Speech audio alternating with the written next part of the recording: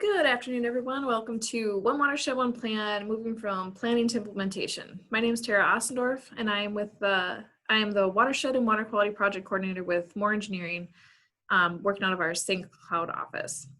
I'm going to be speaking today about the process of transitioning from the planning phase of the Bowser One Watershed, One Plan program into the implementation phase. And I'm going to cover some lessons learned from participating with the Boyd-to-Sioux Watershed District and the Middle Fork Crow River Watershed District over the past year. A little background on myself: I joined the environmental group of More Engineering in 2019, where I've had the opportunity to work with the Middle Fork Crow and the Boyd-to-Sioux Watershed District in their planning processes. Before coming to More Engineering, I worked for 3 years with the Board of Water and Soil Resources as the board conservationist, covering some of these planning areas. And in my time at Bowser, I worked extensively with Bowser grant funding, mostly Clean Water Fund grants. I also worked primarily with local plan implementation, including the One Watershed, One Plan program as it was being developed, piloted, and refined. So my beginning background is entirely focused on watershed districts, having begun my career with the Sauk River Watershed District and later as administrator for the North Fork Crow River Watershed District. While I was with the North Fork Crow, I participated as a member of the work group during that pilot plan process. So this presentation is going to focus on lessons learned from the past experience with the program to what we've learned over the last year as we've provided coordination services to the Middle Fork Crow River Watershed District, and also participating in the steering committee for the Boyd-to-Sioux Mustinka River planning process. The three major topics we'll focus on today are how to set your plan up for a successful transition into implementation and what systems you might want to consider. We'll also consider lessons learned on the early days of transition into implementation and what tools and processes you might want to consider. And then lastly, we'll work ahead to what you might want to think about as part of evaluating the work you'll be undertaking together for the next decade of plan implementation. How are you going to tell the story of what you've achieved and where additional resources might need to focus in the future? There are really three different phases for participating in the One Watershed, One Plan program: preparing, planning, or implementing. My presentation is going to focus on some of the watershed district's lessons learned from my background, as well as the experiences we've had working with these two different phases of planning and implementing. So no matter what phase you're in, keep this in the back of your mind. If your group is handed $1 million, what would you do with it? Who's going to spend it first? What are you going to spend it on first, second, third? How are you going to show what you did? In the planning phase, these questions or these answers often sound like, well, we'll figure it out when we do the work plan, or we'll work together to get it done, or we'll just follow the plan. And all that kind of kicks the can down the road. When you get to an approved plan, now you have to figure it out. Who will do the work plan? How are you going to satisfy Bowser's questions of prioritized and targeted and measurable to select your first few projects? What are your working agreements like to spend money? Sometimes you can apply a lesson learned from one plan directly to another watershed plan process, and ideally you'd be able to do this all the time. However, the nuances of existing working relationships, partner priorities, resource issues, and plan staff capabilities means that what worked in one plan might not apply as easily in another watershed. So setting yourself up for success, what are you going to need to implement your plan? Bowser guidance pretty well covers items 1 and 2 on this list. How you accomplish item number 3 is really where the work comes in. One of the interesting things about any of these plans is that they are so different in terms of how the partners are going to decide to work together. A unique challenge sometimes comes down to geography. In the North Fork watershed, where we have been providing coordination services, there is a challenge to working with partners in a watershed that is very linear, with no overlapping entities to bring it together.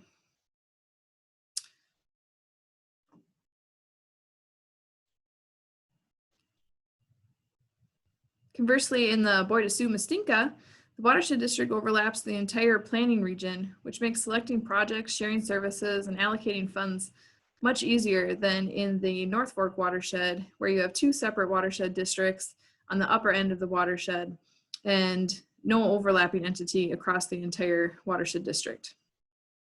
So one of the coordination options that the North Fork group is trying out is to hire a consultant for coordination services between these many different entities.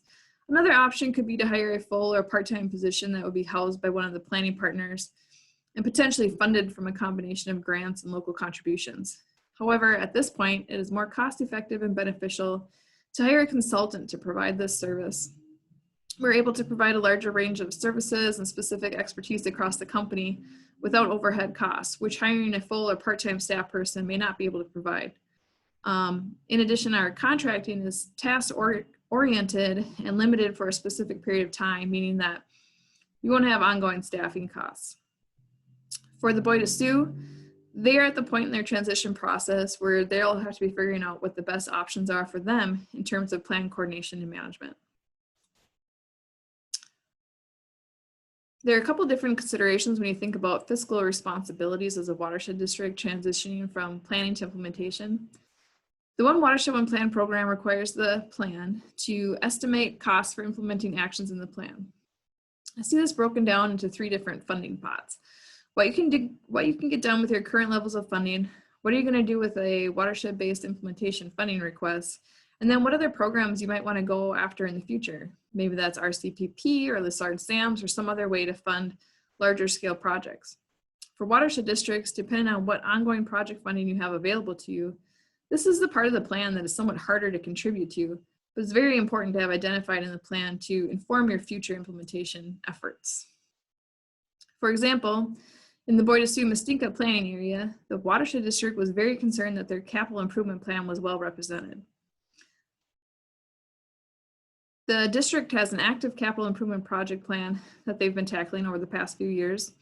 As a consultant for the district, participating in the planning process led by Houston Engineering, we were able to work in our appointed role with the district board and staff during this planning process to make sure that this capital improvement plan was the main discussion item that helped form the activities and measurable goals, and ultimately the funding and implementation sections of the plan.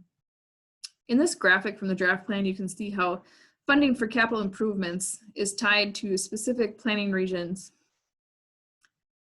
Because of the leadership by the district administrator, Houston was able to clearly articulate in the plan how future funding and implementation of the capital improvement plan would complement the existing programs of the counties and SWCDs and provide a measurable contribution to the plan goals.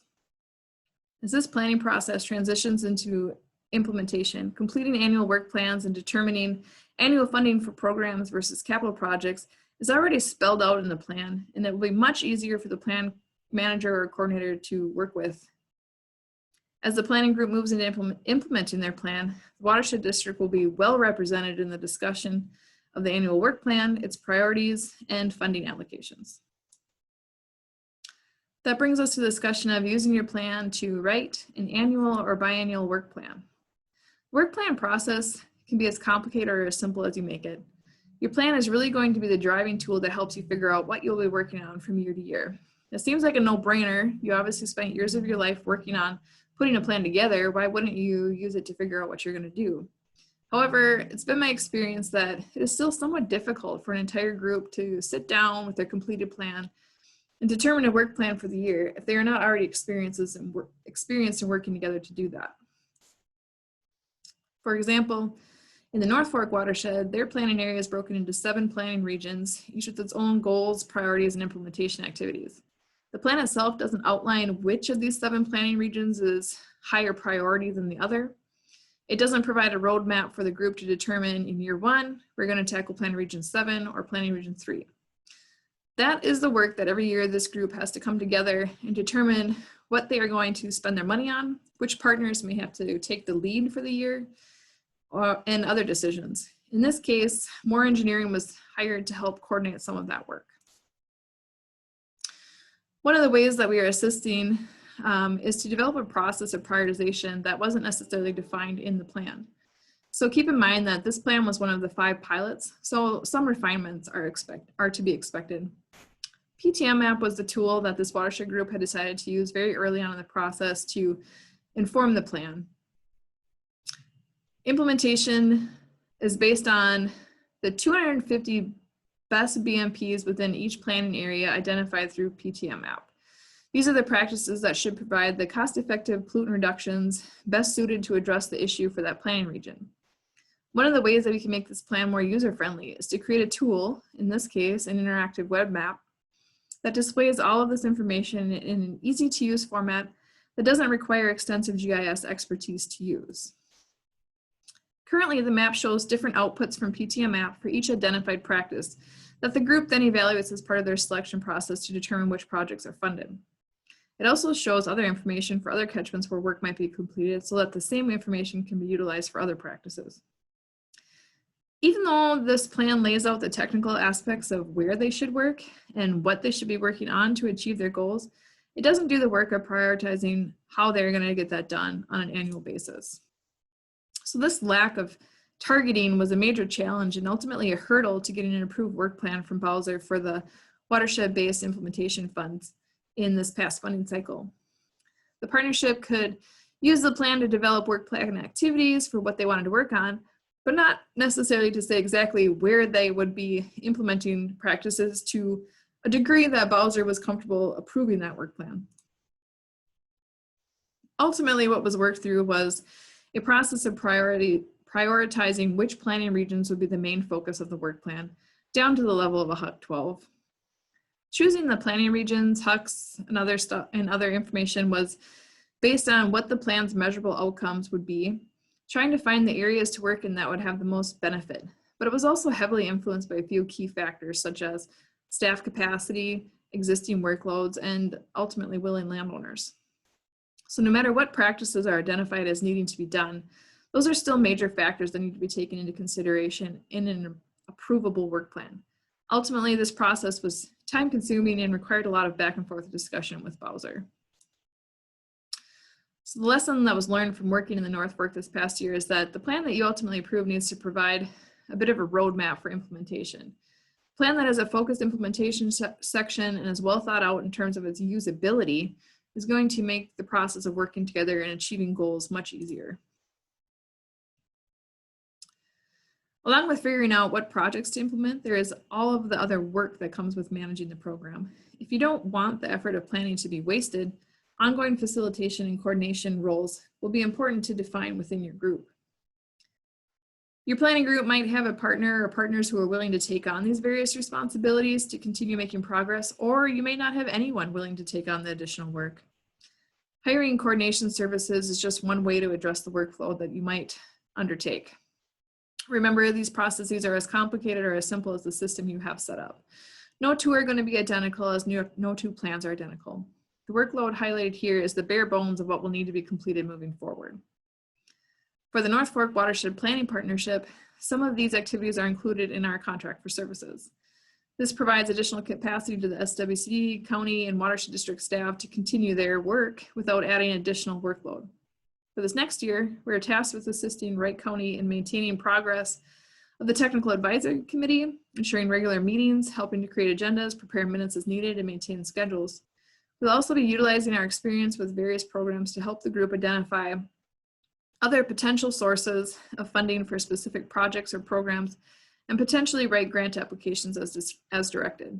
Lastly, we will work with the group to determine how they're going to track progress, not only as a grant report requirement, but as part of evaluating their overall progress toward the plan goals. At some point, someone is going to ask, what did you do and what did you accomplish? Whether that is a state agency that provided grant funding, the legislature that provided program funding, or your local elected officials, at some point you're going to need to identify how money and time was spent. So developing your system so that you're able to capture this information in a simple, quantifiable, and shareable method is going to be an important discussion item that you may want to consider developing at the very beginning of your transition into implementation. By keeping this end product in mind, you'll be able to develop a robust system that gets results. So what would I like you to take away today are a few key points. Keep the end in mind when you're finalizing your plan and setting up your systems. At the end of the day, make sure that the tools you develop, the processes you set up for prioritization, and the systems you create to track your efforts reflect the measurable goals you're trying to achieve in your plan. Successful plan implementation is going to require collaboration and coordination between the plan partners. This may create additional workload and the need for you to evaluate your options for completing it with in-house staff, hiring new staff, or contracting for these services. And lastly, a well-thought plan that provides a good roadmap is going to be much easier to implement. When you work with your plan writer, make sure that your needs as a watershed district are reflected in the plan. Thank you for your time today, and now we will open up for questions.